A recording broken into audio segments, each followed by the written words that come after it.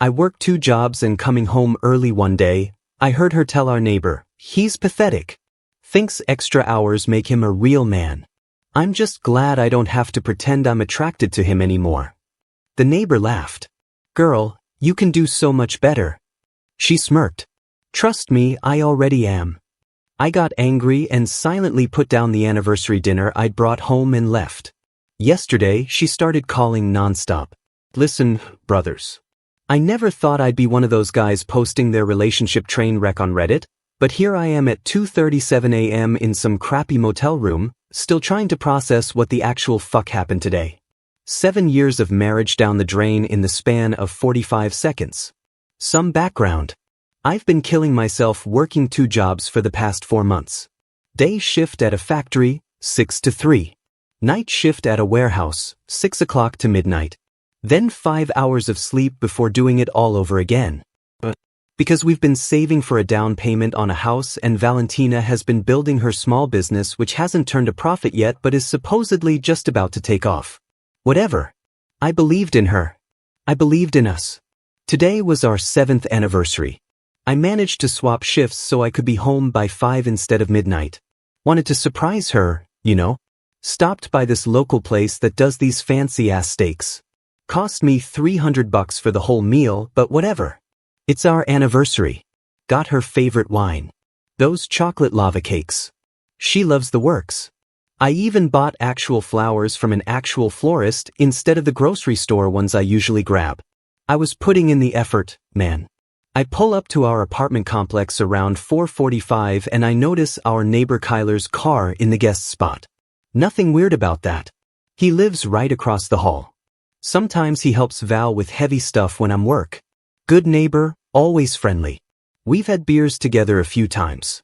Just a normal dude. So, I'm walking up the stairs to our 3rd-floor apartment, balancing all this food and the flowers, and I hear them through the door.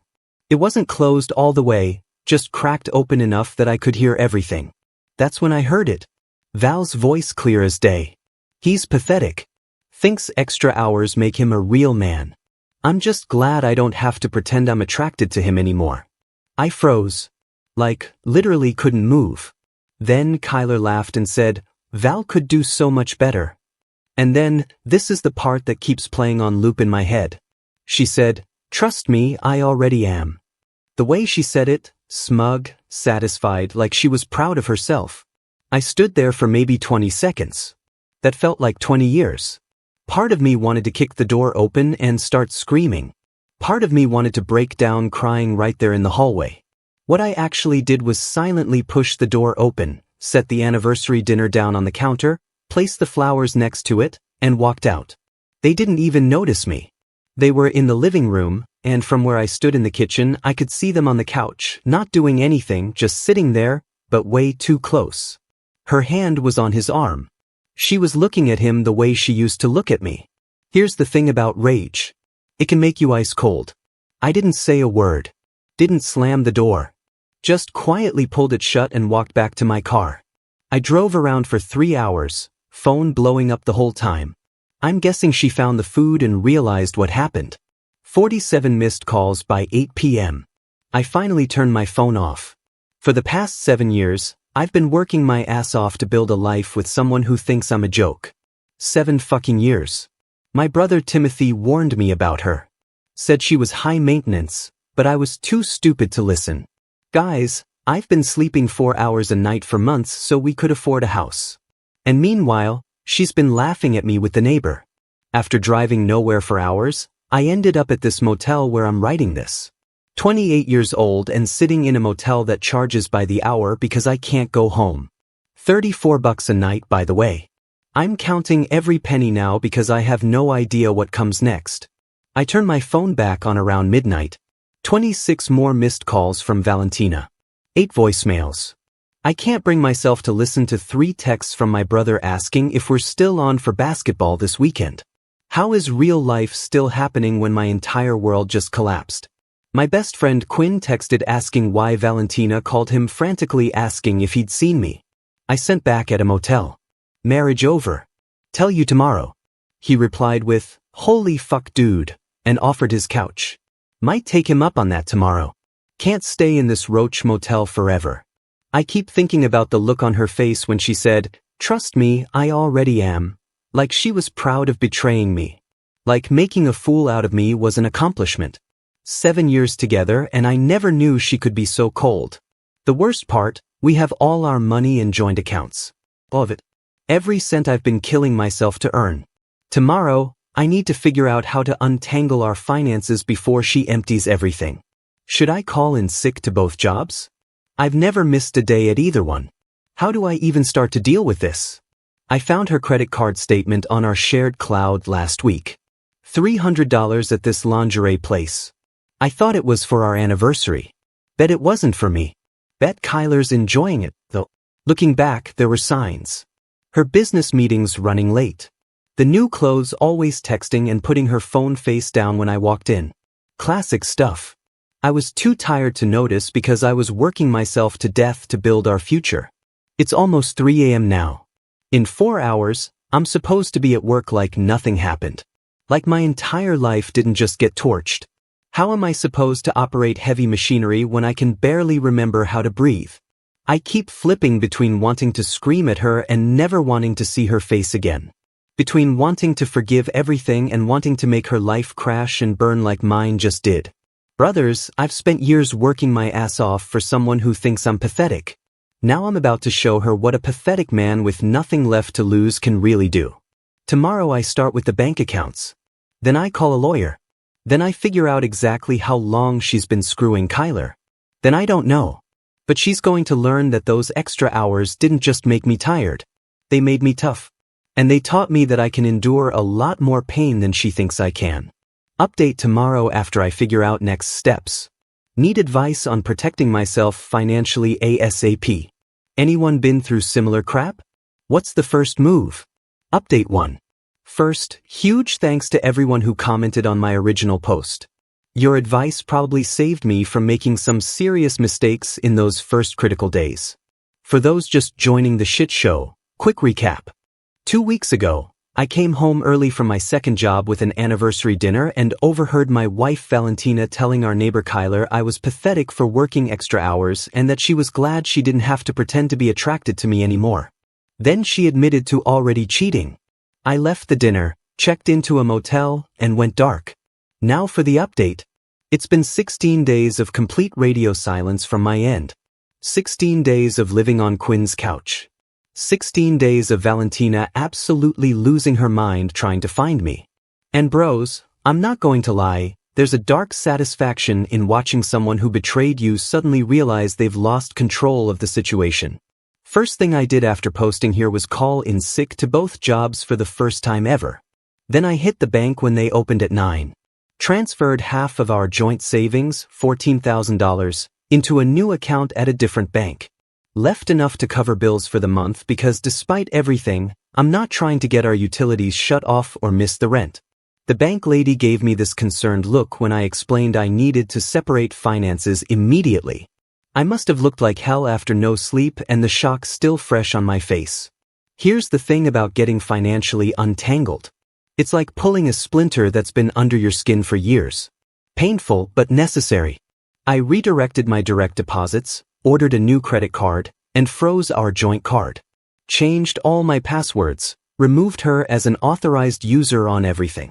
The whole process took about 3 hours and felt like removing a tumor.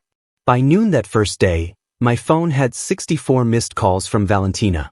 I didn't listen to a single voicemail. Instead, I texted back a single message. I heard everything. Don't contact me again. Then I muted her number. Cold, maybe, but nowhere near as cold as what she did.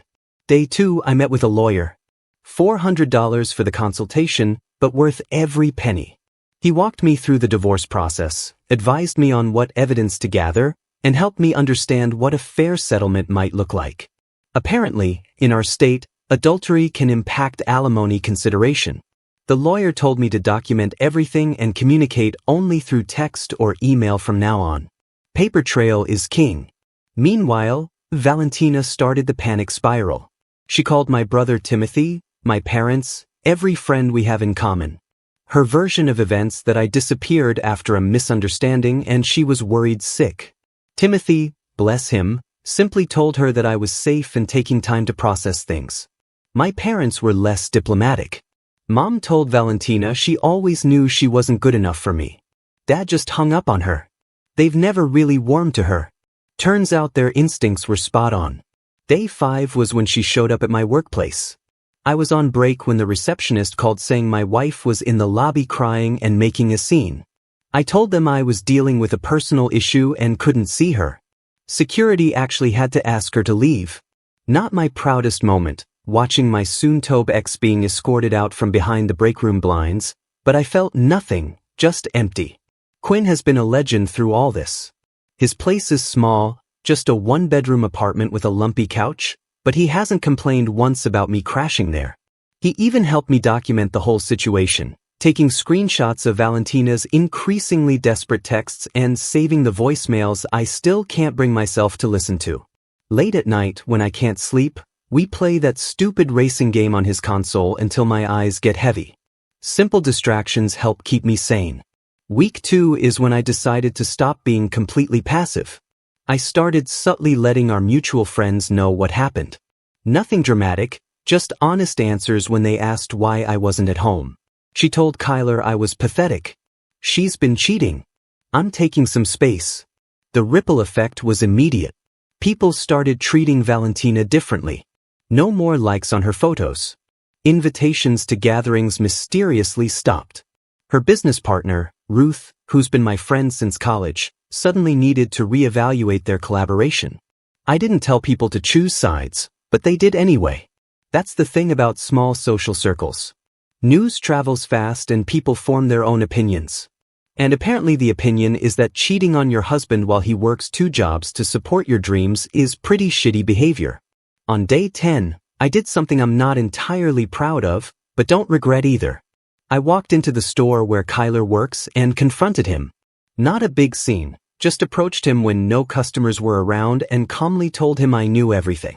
Had spoken to a lawyer and was gathering evidence for divorce proceedings. His face went white. He started stammering about how it wasn't what I thought and they were just friends. I just smiled and walked out. His panicked text to Valentina started minutes later, according to Quinn's friend who works with her and saw her phone blowing up. The most satisfying part so far, finding out from mutual friends that Kyler has apparently reconsidered their relationship now that there might be actual consequences. Turns out he's not interested in a girlfriend who comes with divorce drama and no access to her husband's second income. Who could have predicted that the guy willing to sleep with his neighbor's wife might not be relationship material? Shocking. Day 13. I went back to our apartment while I knew Valentina would be at her weekly yoga class. Put up small cameras in the common areas of the apartment. Totally legal since I'm still on the lease. Nothing in bedroom or bathroom. Obviously, I'm not a creep. Just needed documentation of who comes and goes and any potential property damage or removal. The place was a mess. Takeout containers everywhere. Clothes piled up. The flowers I'd left had dried up in their vase. Brown petals scattered across the counter like dead butterflies. Found some interesting paperwork, too. Turns out Valentina's business is $32,000 in debt.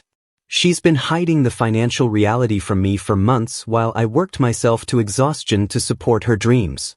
Took photos of everything. More ammunition for the lawyer. Yesterday, day 15, I finally answered one of her calls. She sounded terrible, voice raw from crying, words tumbling out in a desperate jumble. She begged for a chance to explain, said she'd do anything to fix things, swore the thing with Kyler was a mistake and meant nothing.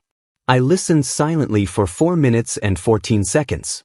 I timed it, then calmly asked if she would be willing to meet for dinner tomorrow to talk.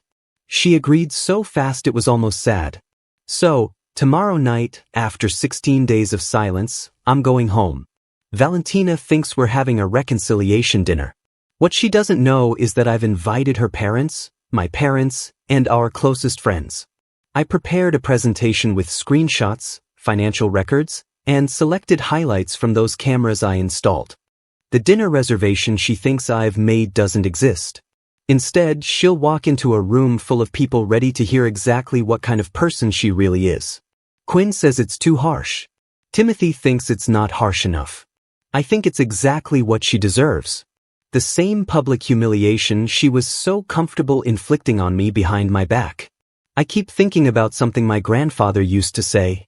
The worst pain isn't having your heart broken. It's realizing you never really knew the person who broke it. 16 days ago, I thought I knew who my wife was. Tomorrow, she'll find out who I've become. We'll update after the reckoning. Wish me luck, bros. Finally. Hey, brothers. It's been 6 months since the dinner, and I'm finally ready to give you all the final update on this whole situation. For those just joining, quick recap. Caught wife Valentina trash-talking me to neighbor Kyler, who she was cheating with, disappeared for 16 days, then planned a confrontation dinner where she thought we were reconciling. So, about that dinner, I'd spent days planning it right down to the playlist that would be streaming through the apartment speakers. Had everything timed perfectly. Her parents arriving at 6:15, my parents at 6:20, our 4 closest friends between 6:25 and 6:30. Valentina was supposed to arrive at 7 o'clock. Thinking it was just the two of us having a heart-to-heart, Quinn helped me set up a simple slideshow on the TV, and I had printouts of bank statements, credit card bills, and screenshots ready to go. Except that's not what happened. At 5:45, 15 minutes before anyone was supposed to show up, my phone buzzed. Text from Valentina. I'm coming over now. Can't wait another minute. Seeking. Great. I was still in the bathroom getting ready when I heard her key in the lock. Panicked. I texted everyone to hurry up, but knew they wouldn't arrive in time. This was going to be just me and her for at least 20 minutes. Not what I planned, not what I mentally prepared for. Here's the thing about facing someone who betrayed you. No matter how ready you think you are, you're not. When I walked out of the bathroom and saw her standing there in this blue dress, the one I'd bought her for her birthday last year, holding a bottle of wine and with actual tears in her eyes, something inside me faltered for a second.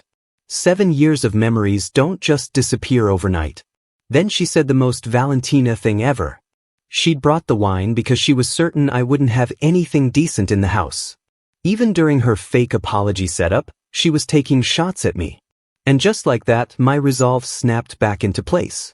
The next 20 minutes were surreal. She went through this whole performance crying, apologizing, saying the thing with Kyler meant nothing. It only happened twice. She was just feeling neglected, blah blah blah. I just sat on the couch staring at her, not saying a word. Her monologue got more desperate by the minute. She kept trying to touch my arm, my hand. I kept moving away. At 6:17, the doorbell rang. The look on her face when her parents walked in, priceless. Pure confusion, then alarm. Her dad, Roberto, has always been cool. But her mom, Rhonda, has always been a piece of work. Thinks her daughter could do better than me. Well, Rhonda was about to have her worldview rocked.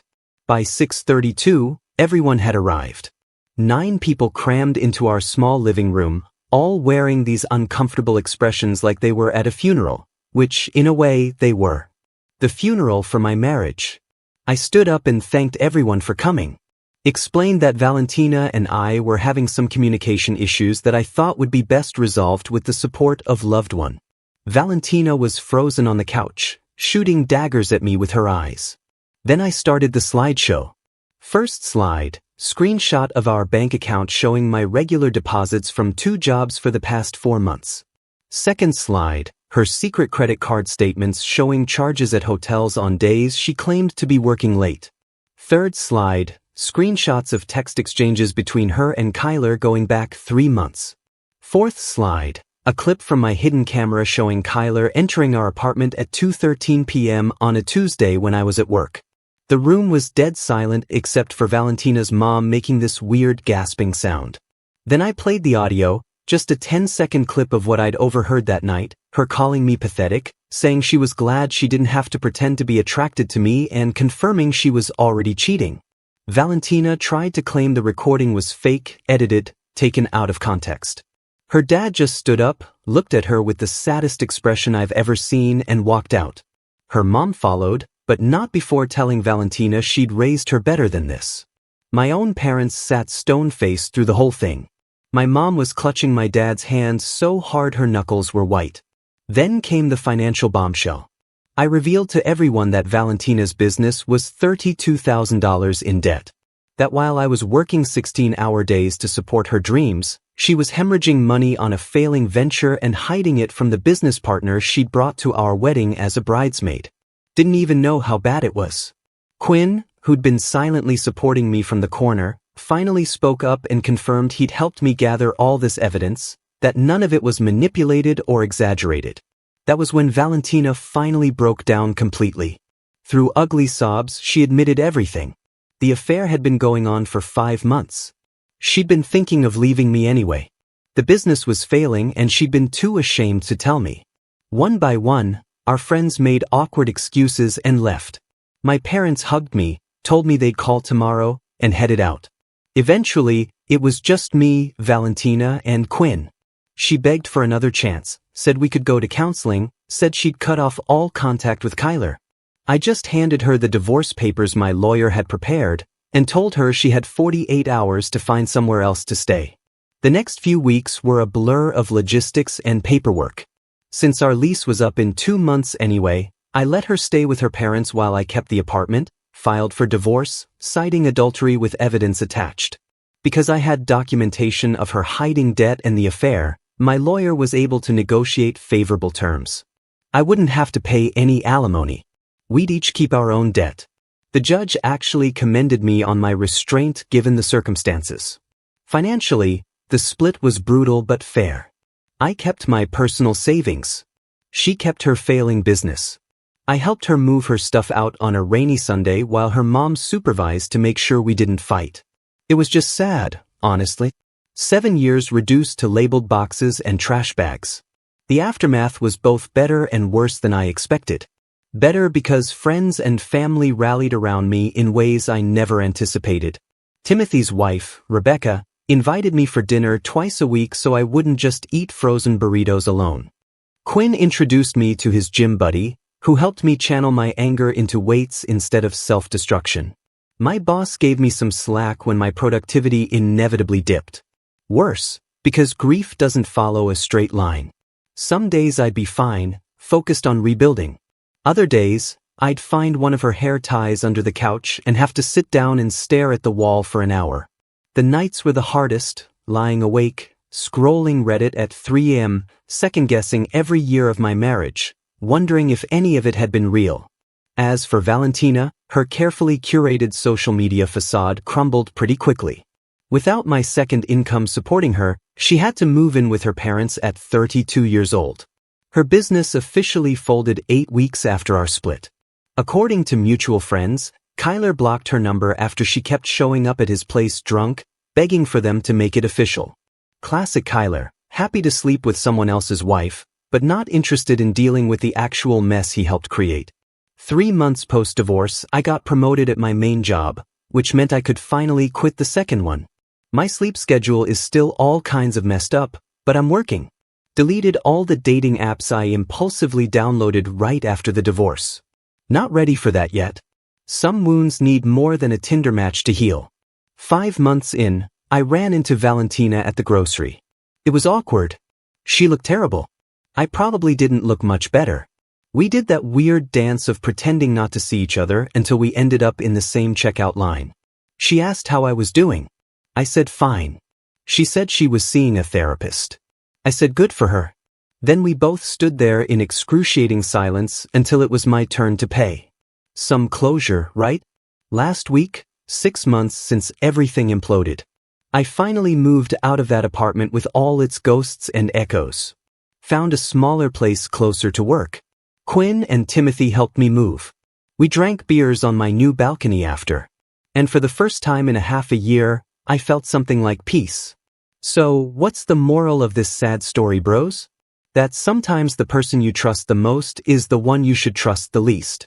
That revenge feels good but healing feels better. That working 2 jobs to support someone else's dreams is a sucker's game. Maybe all of the above. Or maybe it's simpler than that. Maybe it's just that life goes on even when you think it can't possibly continue. The world keeps spinning. The bills keep coming. The sun rises whether you're happily married or newly divorced or somewhere in between. I'm not the same person I was 6 months ago. More cynical, sure, but also more self-aware. I know what I'm worth now. I know what I won't tolerate. And I know that working myself to death for someone else's approval is a one-way ticket to exactly where I was, exhausted, betrayed, and sitting in a motel room wondering what the hell happened to my life. Thanks for coming along on this journey with me, Reddit. Your advice, support, and occasional harsh truths helped me navigate the darkest months of my life. Not sure if I'll update again. Hoping this chapter is finally closed.